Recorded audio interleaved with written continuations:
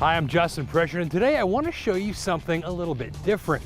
Usually you join me to see a brand new vehicle highlighted and reviewed, but today I'm taking it back to model year 2000 to show you something very special, specifically a car largely held as the best sports sedan ever made.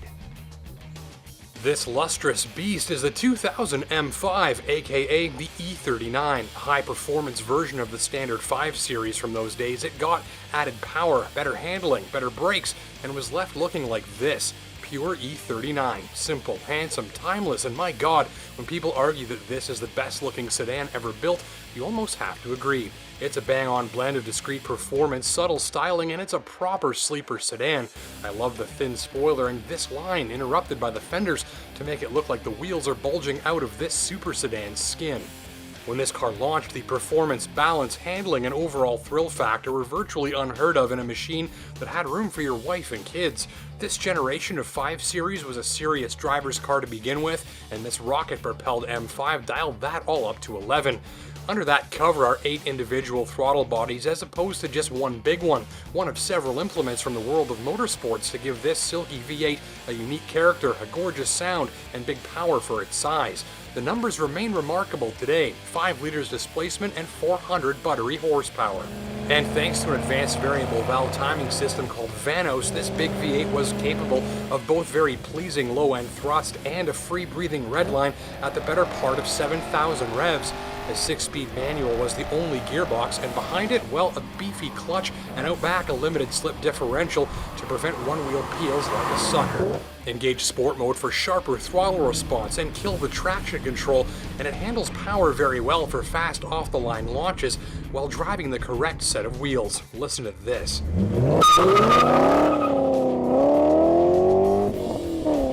There's great handling of the power if you're taking the M5 where it belongs on a circuit.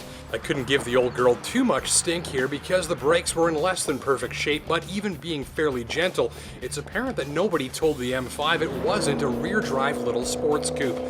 You feel tremendous fine-tuning, honing, and calibration of each system off the rest. On a closed track, the steering is just right for the weight, the amount of grip is just right for the power output, and the suspension feels dialed right in to make use of it all. No dynamic attribute overwhelms any other, and it's as balance can be.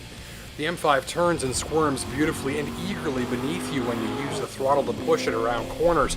It's active and alive and playful, but never overwhelms or frightens, and never feels big or heavy. If you're smooth at the controls, this thing puts on a hell of a show for you when you get to driving the pants off of it. Okay, so 2 key attributes really sum up what it's like driving an E39 M5, gently, hard, or anywhere in between. The first of those attributes is refinement. Whether you're just cruising slowly through traffic or a drive-through line or down the highway, or full throttle redline and smashing gears on your favorite lapping course, there's a smoothness and a polish that shines through all of the controls, even right down to the action of the ABS brakes kicking in during hard stops. Even giving the M5 absolute hell doesn't upset its composure. It's proper and classy at all times. And the second attribute, effortlessness. It's not just that they stuffed 400 horsepower in here and the big brakes and the sportier suspension. It's the way that all comes together around you at the tips of your fingers and toes. As absolutely hard as you could drive this thing, or even when you're driving it very gently, it just never feels like it's out of its comfort zone. The whole interior is a comfort zone. Look at the luxury. There's a blind in the back, a stitched leather dash, gorgeous seats, and a suede ceiling adding to the posh factor. Today, this central display has graphics on par with the average digital household thermostat, but was pretty slick 15 years back. And there's a tape deck, which today is a good place to keep your cell phone. The instruments are also gorgeous. Doors close with a signature high-quality thud. That's a contrast to the cup holders, which are flimsier than the toilet paper at your local gas station. Elsewhere inside, even after almost 140,000 clicks, most controls and switches and levers feel new and tight. I don't like the steering. This M5 is from an era where steering feel was still a thing, but it's a mixed bag here.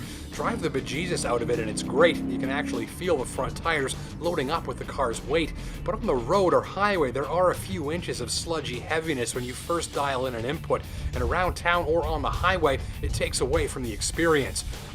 But if there's one thing about this M5 that you don't feel as much in today's rocket sedans, it's the direct connection to the performance experience. This is a comfortable and quiet car other than the, let's say, slightly modified exhaust system on this unit. But today, advances in sound deadening, electric steering, and traction assist systems have reduced the pure feel you get from a car like this one. It's not vastly different than today's go-fast sedans in some ways, but when it comes right down to the feel, noise, directness, and being involved with rather than isolated from the chassis during fast driving, this M5 really shines, soggy steering or not.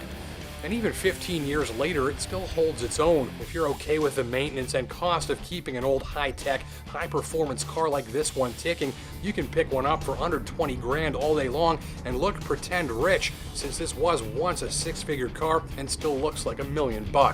Get a BMW mechanic to check your used copy out first, and you're on your way to driving one of the best sports sedans of all times. P.S. Do all of your nearby gearheads a favor and cut the mufflers off, please, because, well, that's sound. Thanks for watching.